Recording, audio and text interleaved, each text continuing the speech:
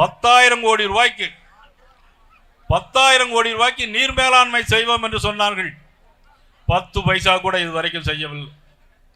10 பைசா கூட இதுவரைக்கும் செய்யவில்லை. கல்லணையில் தூர் வாருவோம் என்று சொன்னார்கள். விவசாயிகளின் மாநில நலனில் அக்கறை இருந்தால், விவசாயிகளின் நலன் அக்கறை இருந்தால் கல்லணை பகுதியை கால்வாய்களை தூர்வார வேண்டுமா வேண்டாமா? அதற்கெல்லாம் இப்பொழுது மத்திய அரசு நிதி ஒதுக்க போகிறது. கிட்டத்தட்ட 2,000 கோடி ரூபாய்க்கு மேலாக மத்திய அரசு கல்லணையினுடைய கால்வாய்களை தூர்வார போகிறது. மத்திய அரசுடைய திட்டம்.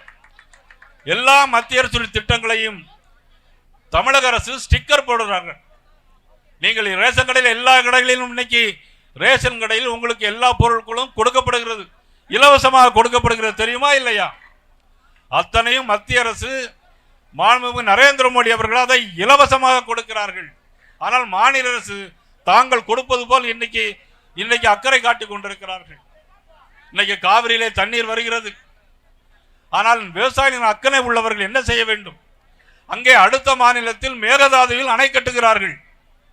தடுத்து நிறுத்தினார்களா? இல்லை. காரணம், அங்கே கூட்டணி அரசு அங்கே இருக்கிறது.